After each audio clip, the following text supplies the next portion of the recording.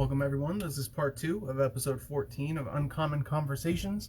My guest today is Steve Paul, who has worked in the tech industry and since the 70s or the 80s, and we've been talking about a whole bunch of issues. And unfortunately, because of the restrictions here on Instagram, we had to cut off part 1, but part 2, here we are. We'll be jumping on soon. Hopefully, he'll get here soon.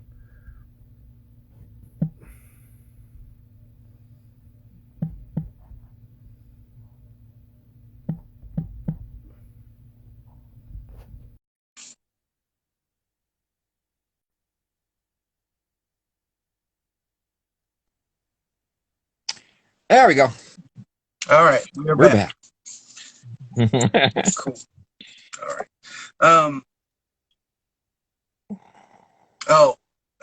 I was talking about the evolution of the Delta variant, or the evolution of COVID-19 and the Delta variant.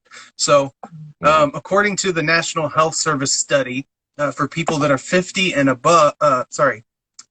below, unvaccinated, the Delta variant is less deadly than the regular flu. For people 50 and above, it's still more deadly than the regular flu. But if you're vaccinated, it's less deadly than the regular flu. And so the reason why I said I thought it was a bioweapon, and if your stuff about Barcelona and all that is true, then I'll throw that theory out the window, because if it was there beforehand, it certainly wasn't a new bioweapon, in all likelihood. But yeah, it had its European world tour. I think it was a lab or a tested, or it was a manipulated germ, because it evolved on both it spreads faster and it's less contagious. So it evolved on both evolutionary fronts, and that to me would signal a more dynamic germ. But that could just be nature as well. Like, again, I'm not an expert. These are all just theories, and what I always kind of try to get back to, whether you're talking about issues like, are we in a simulation, or is God real? Or in this case, is it a bioweapon, or did China strategically play whatever?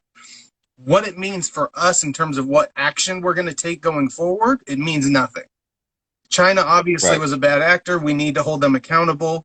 They're building up their economic strength. And if we imagine going back that we made the Soviet Union rich, or made Nazi Germany rich, in anticipation of our Cold War and World War II, people would rightfully say that's stupid as hell.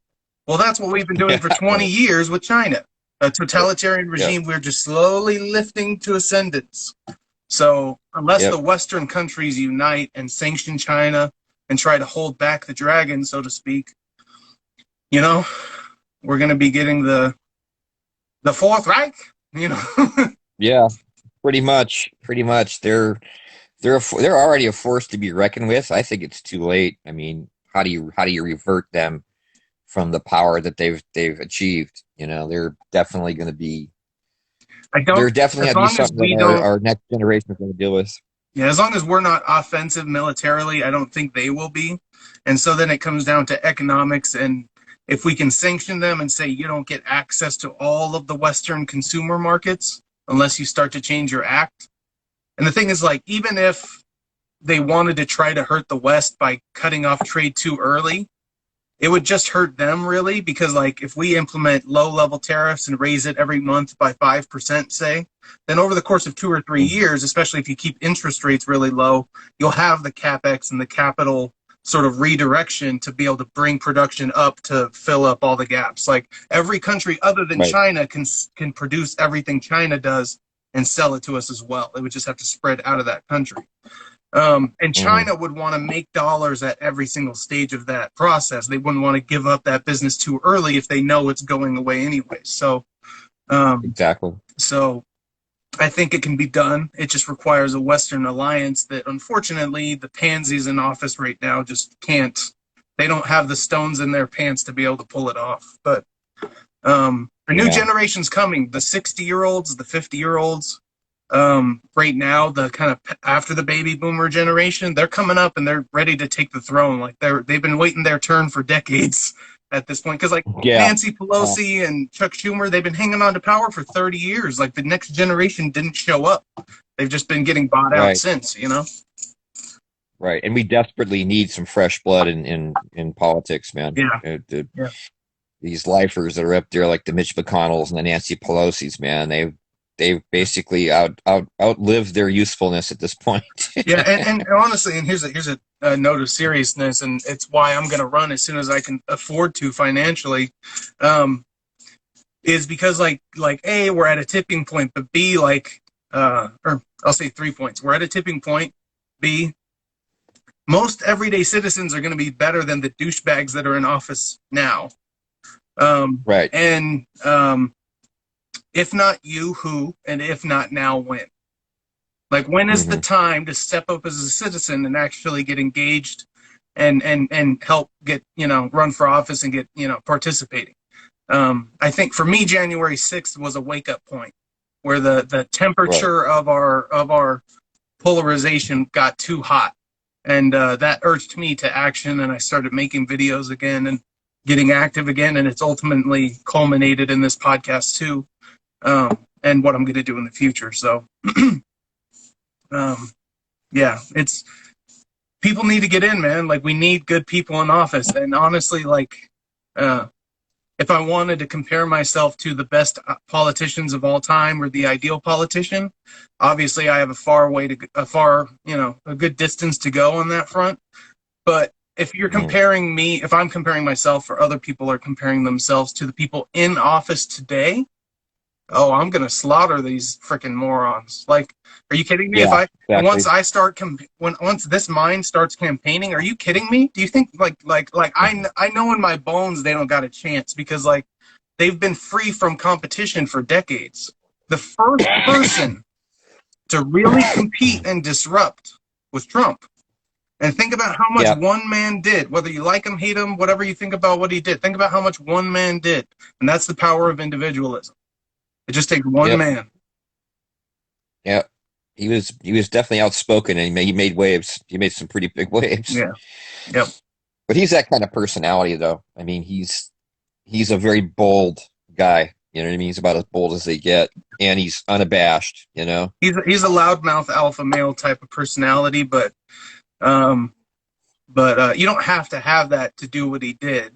You just have to have the courage and the conviction to say what you think instead of shutting your mouth when you know it's going to be really hard to say what you think. I made a meme, and it was Yoda saying, "Very hard speaking your mind is."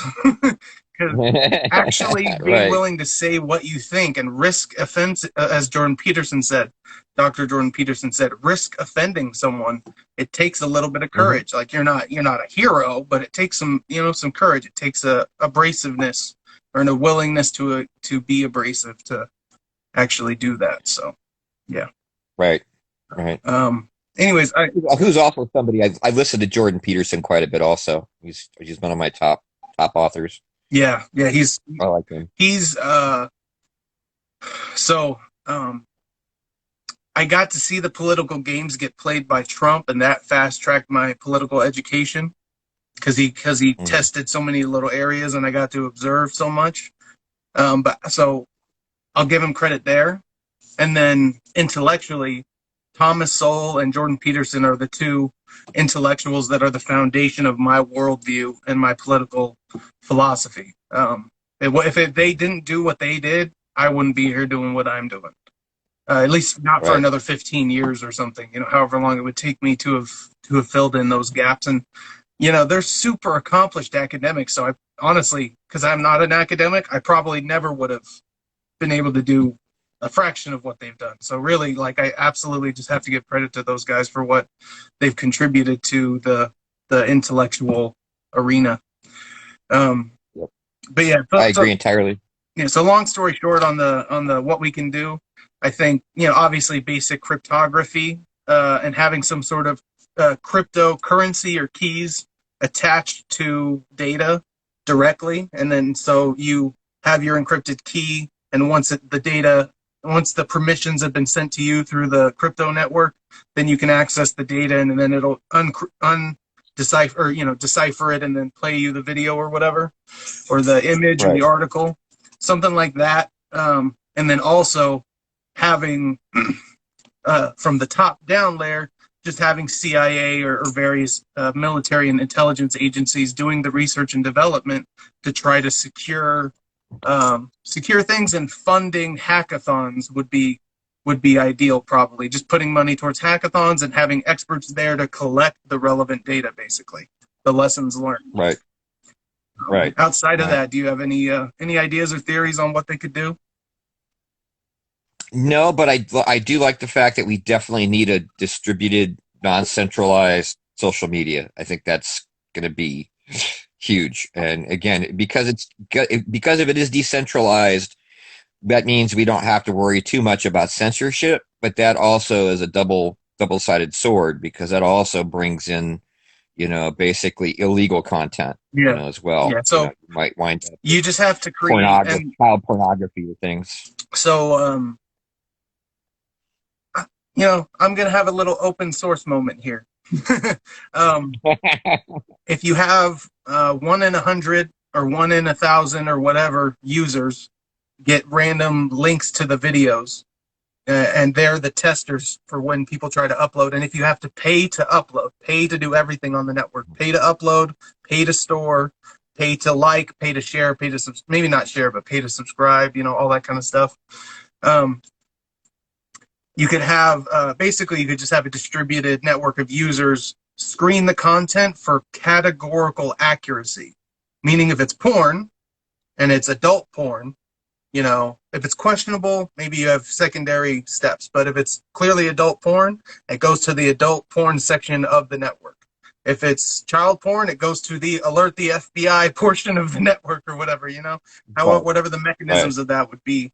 But you would just have to have distributed solutions for, and I would just do that, categorical accuracy. Is this political content? Yes, no. Not, is this appropriate political content? Just, is it political content? And if 9 or 8 out of 10 respondees say yes, it's categorically accurate, go. That'd be one relatively easy way to try to solve that. And also, if you charge people to use the network, create an account to upload stuff, that is in and of itself a deterrent for bots, because it's just going to be very expensive to try to do that for no actual gain. Like, you appear like you have 1,000 users, but you just spent $500, or however the math adds up. It's just, so you get deter bad actors just by charging some sort of base cost, and the cryptocurrency could be attached to the units of data themselves in some way or something. I don't know. There's lots of ways to do it, but those are the 30,000 foot concepts, and then obviously building the mechanics of something like that is much, much, much more work. But that would be my approach.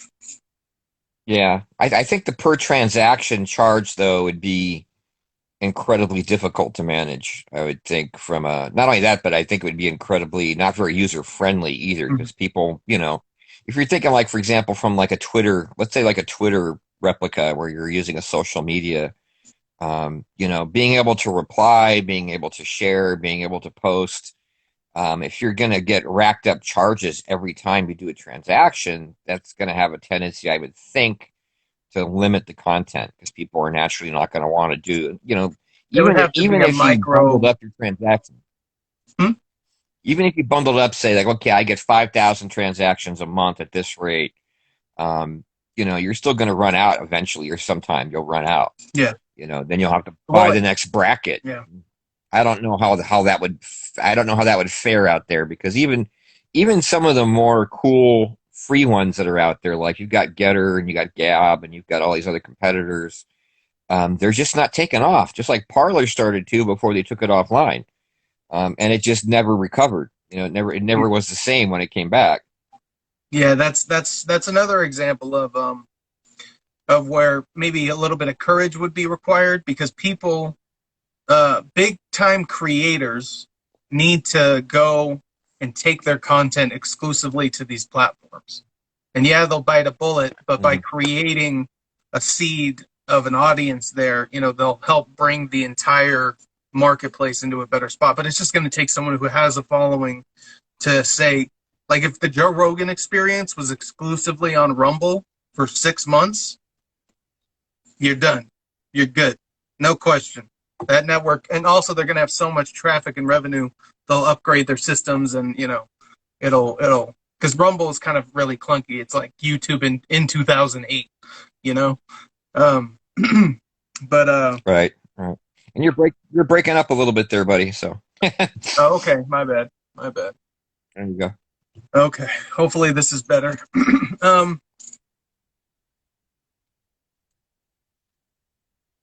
Yeah, I don't know. I don't really have. I think I'm done. I think I'm out of questions and points and stuff. Do you have anything you want to ask me, or in any direction you want to point me in? Do you have any policy questions? Because I have solutions for everything. No, but I mean, I think what you brought up on someone thinking about making that new social media that's distributed, I think is, or not decentralized social media is definitely something that's a biggie. That's a biggie we need. I mean, the more and more we figure out that we're communicating, and I would probably say people today are probably getting more of their information from social media than just about anywhere else. I mean, people aren't, they aren't watching the news as much. They're not reading the newspaper as much. They're getting all their information from Facebook or Twitter or Instagram or other sources YouTube, like that. Reddit, blog. YouTube, yeah, exactly. So I mean, yeah, we definitely have a problem coming up with that centralization because of the fact that they are starting to really mold the content. Yeah. They are starting to create the agenda and what's acceptable and what's not acceptable. And so right now you're seeing a crunch down on wrong think. It's like if you're a wrong thinker, you're not going to have any avenue very soon. And it's just getting worse. Yep. So I think that's an important facet that, all of us who use the internet for information really got to be ready for and support. Like you said, if anybody every time there's like a new platform, I'm always the first one to go jumping on the bandwagon and try to get everybody on it. I think Getter is the last one that I tried, and I kind of like Getter. I don't know if you've used it yet. Yeah, I went and signed up, but I haven't used it very much. Do you know of any alternatives that are similar to Instagram or similar to Twitter? Oh, I mean, sorry, similar to Instagram. I know, like Getter's similar to Twitter. So, well, I mean, Gab is pretty similar to Twitter for me. I really like Getter so far. I'm really starting to like it. But between Gab and Getter, I think those are two of the bigger alternatives. I'm on a smaller site too. It's called, well, it's more of a matchmaking site than anything. It's closer to like a Tinder, but it's a social media meet people thing. But yeah, I think Getter has the most potential right now. I really like Getter a lot, and it's starting to catch on. And a lot of the bigger people are starting to get over there. Yeah, not that I have a following, but as I build it up, and I might be moving more of my content there. I'm pretty sure I will be, but for sure I'm going to be doing a version of the Ben Shapiro show, or a 5-day-a-week news show, 45 minutes to an hour, podcast style, exclusively on Rumble. And I'm going to be trying to promote that as much as possible, because that's, like I said, that's the only big alternative to YouTube that really has like energy and traction behind it. Vimeo, it is a great alternative, but it just doesn't have any political heat behind it. It would work just fine as an alternative, but just no one's like, and that's where we're going now. Like if Trump was like, get on Vimeo tomorrow, like you'd have, hundreds of thousands of people there immediately. So it just takes the first person to have the balls to make that first step into the unknown, and a guy like John McAfee is a great example of someone who had no problem with that. Right, exactly. I was going to say I've been using BitChute for a while. I really like that platform a lot. BitChute. And I heard about it a while ago, but I haven't used it very much. Yeah, that's where Alex Jones is. He made the move over to BitChute. as well as several other of the people that have had a lot of exposure to censorship. But yeah, I like the app too. It's a really nice app. I mean, it's a very comfortable running app, and it's got pretty high quality video. But yeah, it's a good app. That's shoot. Okay, right on. Yeah, I'll go check it out. It's a good platform. Telegram is good too. Telegram is like Yep. a one-way Twitter, basically, where you can follow someone and they can send messages out to their followers, and then the followers Hmm. can commune amongst themselves, but you can't really contact Right. the people you follow. So it's a really, really cool, Right. really, really cool platform, and that's one I'll definitely try to use more. I've never been big on Twitter. I do long occasional Facebook posts, so maybe I'll try to like bring that spirit into Telegram. But I've Hmm. never been much of a writing social media kind of a person. It's mostly been images, video, and Facebook, which is so more pure social to me. You know. Um, Right. I'm on Twitter a lot. mhm. I'm on Twitter a whole lot. That's probably my primary platform, but I have a lot of discussions out there. Oh, okay. I'm always, which What's which is your hard because of the short message format, huh? what's your Twitter? Oh, it's at Steve Paul 99, I believe. Steve Paul 99, if 99. I remember correctly. I'm at Modern Moderate News on Twitter. Cool. Follow I'll you there. start using it until they kick me off. But I don't know. See, here's the thing. At I'm moderate like news. I'm like Tim Pool. I don't know if you know Tim Pool, but I'm like a Tim Yep. Pool type of character. I'm trying to be where I'm reasonable enough to not be dismissible as a hardcore right winger, but I'm problematic enough Mhm. to not be left alone. So at moderate news is you? No, Modern Moderate News. Modern news. Gotcha.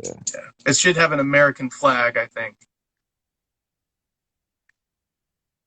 as the image, the profile picture. At modern moderate news. Is there an underscore or anything with that? Uh,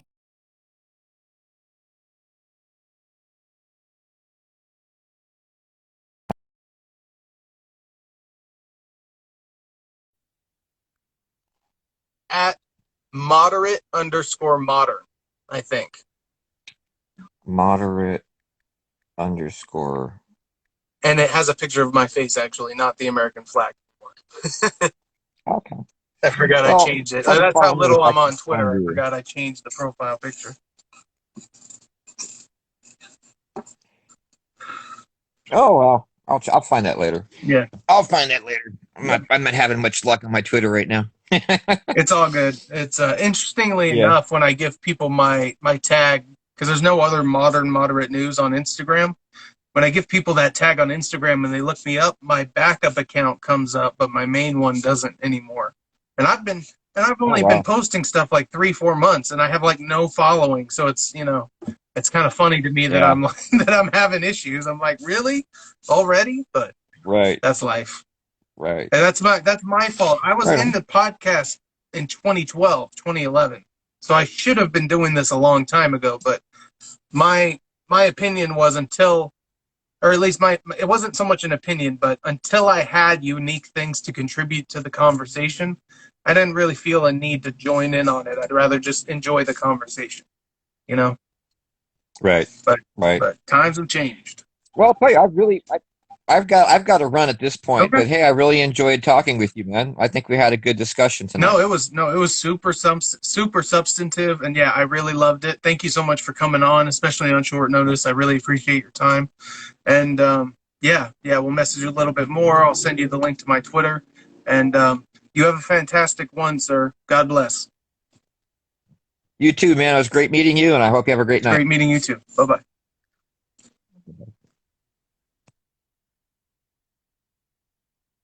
All right.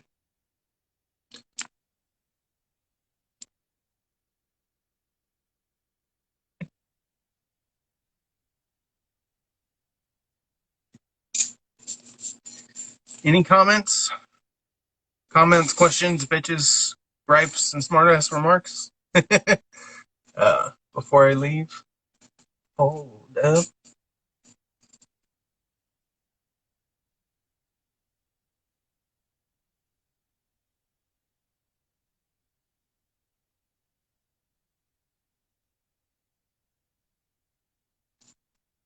Spell it. My Twitter.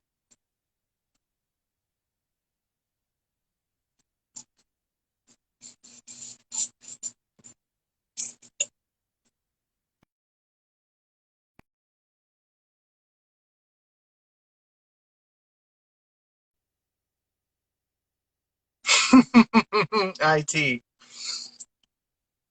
So yeah, decentralized systems are better than centralized systems, except when a good policy is adopted by a centralized system, it pervades the system more quickly. So there's more of a response. There's a quicker response time to centralized systems, basically. But once a decentralized system starts to respond, the response is savage. All right, I'm gonna go. Love you guys. Bye.